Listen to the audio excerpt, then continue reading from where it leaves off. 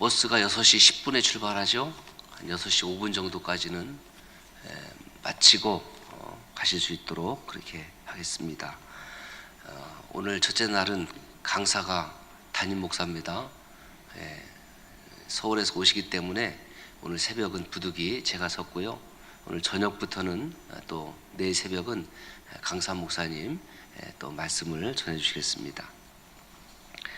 어느 교회에 그 목사님이 초청을 받아서 이제 설교를 하게 됐는데, 목사님이 강단에 서서 이렇게 얘기를 했습니다. 성도 여러분, 오늘 제 설교가 준비했던 것보다 반토막 납니다. 짧습니다. 양해해 주시기 바랍니다. 그 성도님들은 도대체 무슨 영문인가, 설교가 짧다니. 그 이유는 어제 제가 키우는 애견이, 강아지가 제 설교 원고를 반쯤 다 찢어서 버렸습니다. 그렇게 했다는 거예요. 그리고 이제 설교를 마치고 이제 교우들하고 인사를 하는데 한 장로님이 찾아와서, 목사님, 그 강아지가 새끼를 낳으면 꼭 분양해서 저희 담임 목사님에게도 하나 보내주십시오. 그럴 때 무슨 말인지 모르세요? 네. 우리 담임 목사님 설교가 너무 길다고 그렇게 생각을 했던 모양이에요. 제가 그 이야기를 들으면서 참 설교를 길게 하면 안 되겠구나, 그런 생각을 했을 것 같아요. 그게 아니고, 오늘 저도 설교를 듣는 자의 입장에서 보면은 참 마음이 답답할 때가 많이 있습니다.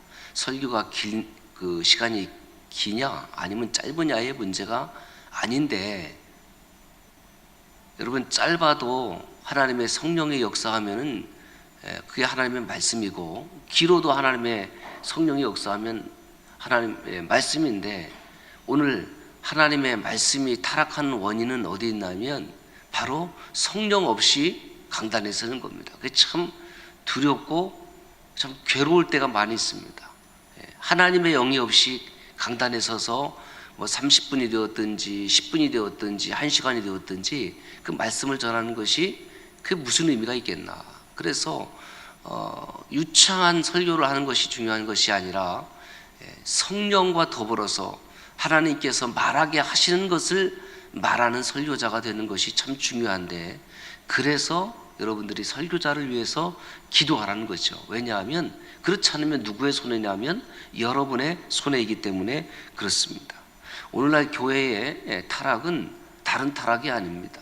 사실 따지고 들어가면 본질의 타락, 말씀의 타락인 거죠.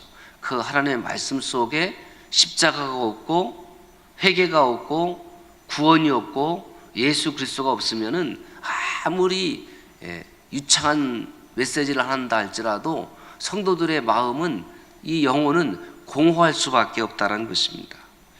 그러므로 부족한 종과 또 우리 많은 부교육자들이 말씀의 종이 성령에 힘입어서 말씀의 사역을 감당할 수 있도록 여러분께서 기도로 도와주시기를 바랍니다.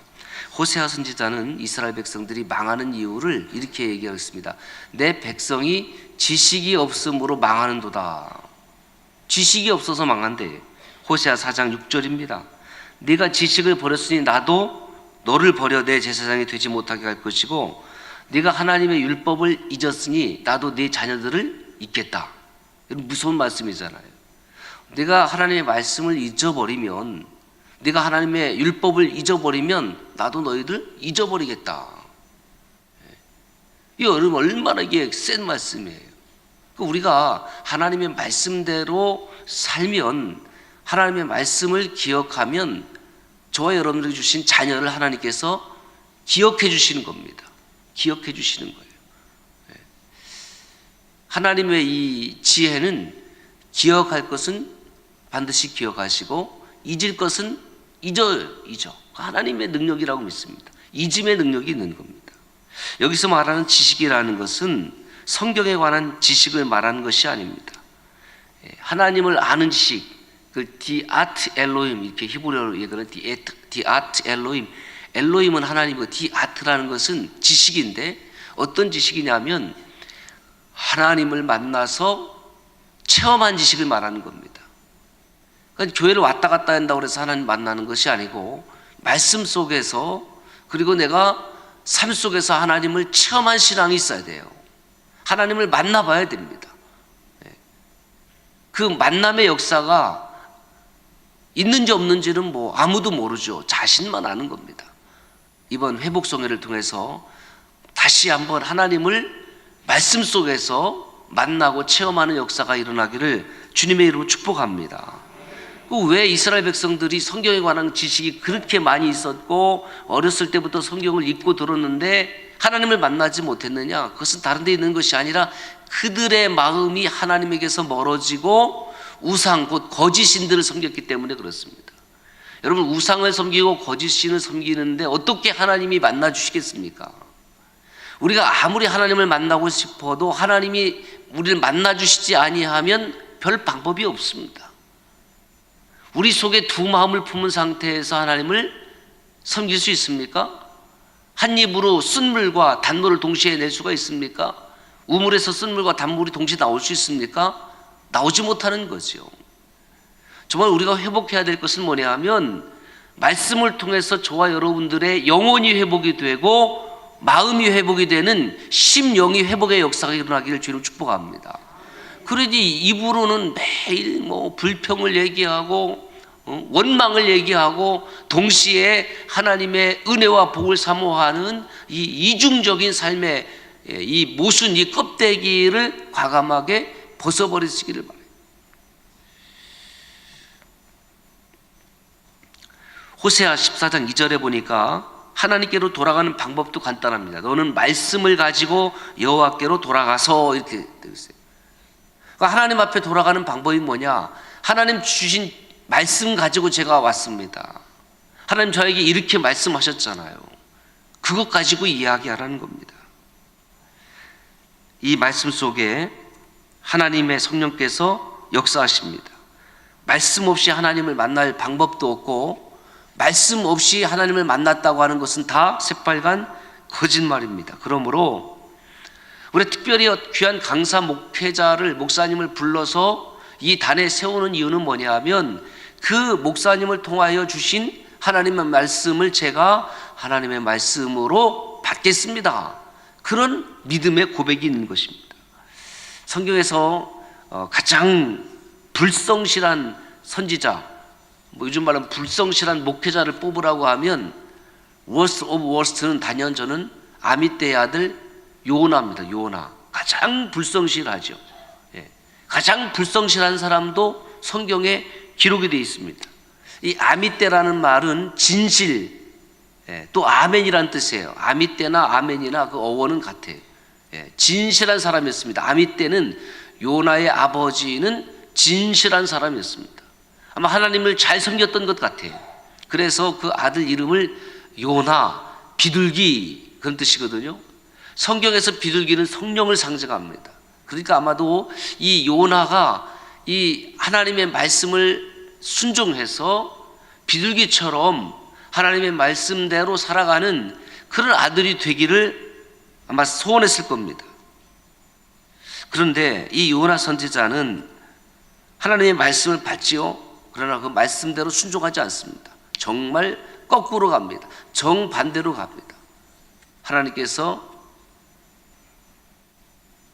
요나를 물고기 뱃속으로 집어넣으시고 거기서 요나가 자기의 소원을 다시 회복하게 됩니다. 요나서 2장 9절에 보면 나는 감사하는 목소리로 주께 제사를 드리며 나의 소원을 주께 갚겠나이다.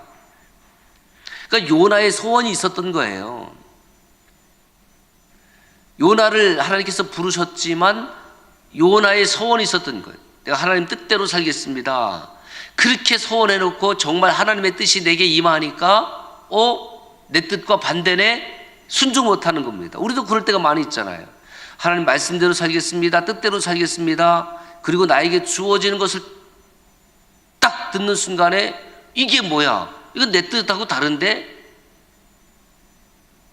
그래서 지난 대림절 기간 동안에 나는 말씀 중에 우리 생명을 바쳐서 순종한 적이 있느냐 제가 강한 질문을 했습니다. 그럴 마음이 없었거든요. 하나님 제게 말씀해 주시더라도 그 하나님의 말씀이 내 마음에 맞으면 순종하는 것이고 내 마음에 맞지 않으면 불순종하는 거예요. 이 정도의 수준이었다라는 것입니다. 한번 하나님께 심각한 책망을 받은 겁니다. 너 죽을래 살래 그랬던 것 같아. 결국 억지로 니느웨 성에 갔는데, 그래도 여러분 자기의 그 완악하고 강팍한 마음이 그렇게 쉽게 무너지겠습니까? 하여튼 갔어요. 가서 요나 선지자가 니느웨 성에서 전한 말씀이 한 문장밖에 성경에 기록되지 않았습니다. 그게 뭐냐면 40일 지나면 이 성 무너진다. 40일 지나면 이 성 무너진다. 야, 설교를 해도 이렇게 초간단하게 설교를 했다니까요. 40일 지나면 무너진다. 아니, 이 한 문장에 무슨 은혜가 되고 무슨 하나님의 역사가 일어납니까? 그 요나는 하나님께 붙잡힌 바 됐는데 억지로 말씀을 전한 겁니다. 한 문장. 그러면 요나의 이 문장 속에 담겨져 있는 요나의 마음은 뭐냐면, 니들 좀 멸망받아라. 여러분, 우리가 아무리 멸망받을 사람이라도 하나님이 붙잡아 주시면 그는 구원받습니다. 우리가 아무리 구원받아야 될 사람이라고 해도 하나님 앞에 회개하지 아니하면 하나님의 심판의 대상이 됩니다.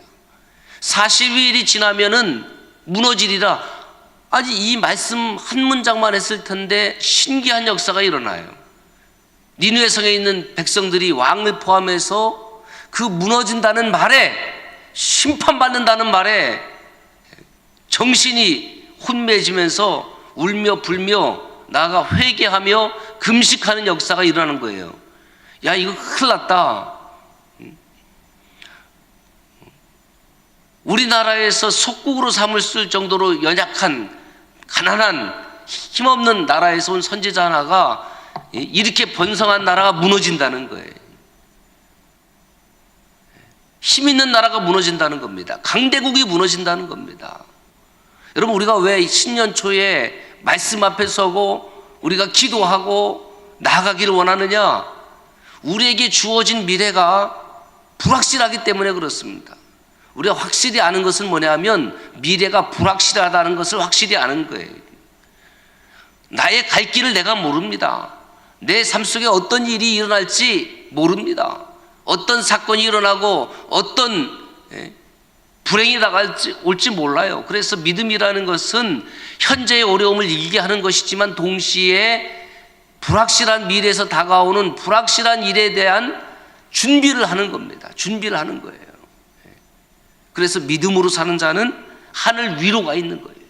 믿음으로 살지 않으면 하늘 위로와 상관이 없습니다. 도대체 요나 선지자의 말 한마디가 뭐라고 이 백성들이 그렇게 회개했을까? 이유는 간단해요. 40일이 지나면 이 성이 무너지리라는 이 한 문장이 니느웨 성 백성들에게는 하늘의 메시지로 분명히 들려졌다는 겁니다.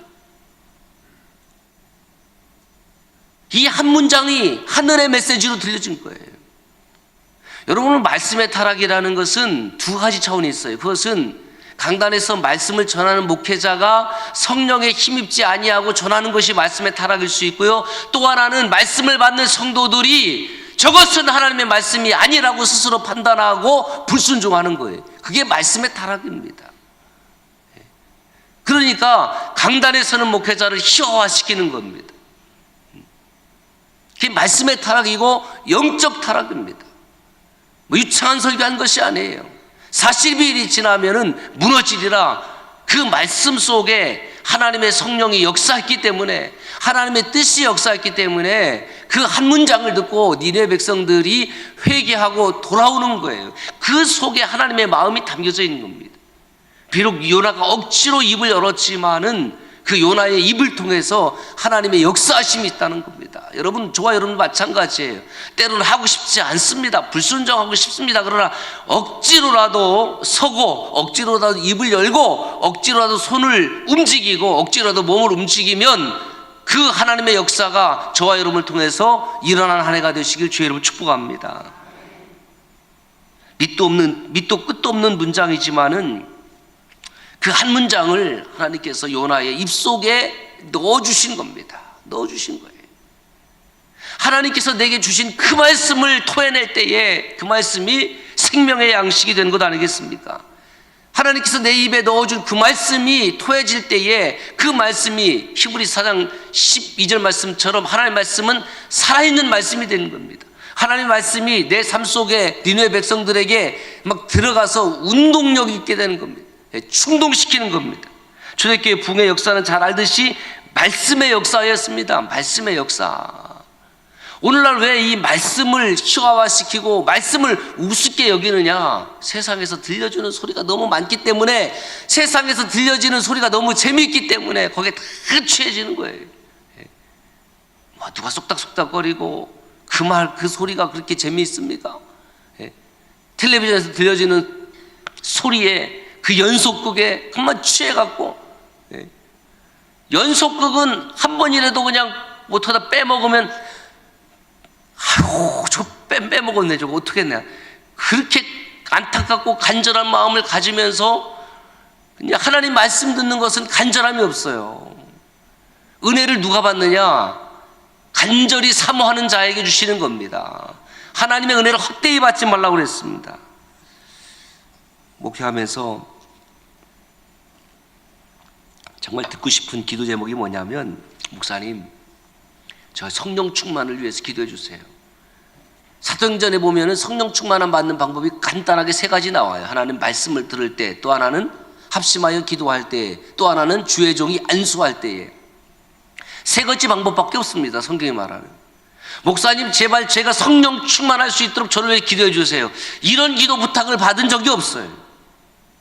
어떤 삶의 문제만 가지고 와서 기도하려고 그래요. 정말 본질의 것은 저와 여러분들이 성령 충만만 받는 거예요. 성령 충만함. 제가 성령 충만함 받도록 저희 머리에 손 얹고 기도해 주세요. 뭐 이런 겸손함이 없는 거죠.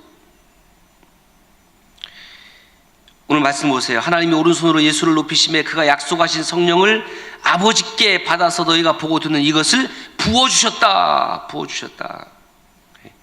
베드로의 설교를 받은 그 이스라엘 백성들이 반응이 뭐냐 하면 똑같아요. 니느웨 백성들하고. 울면서 우리가 어찌할꼬,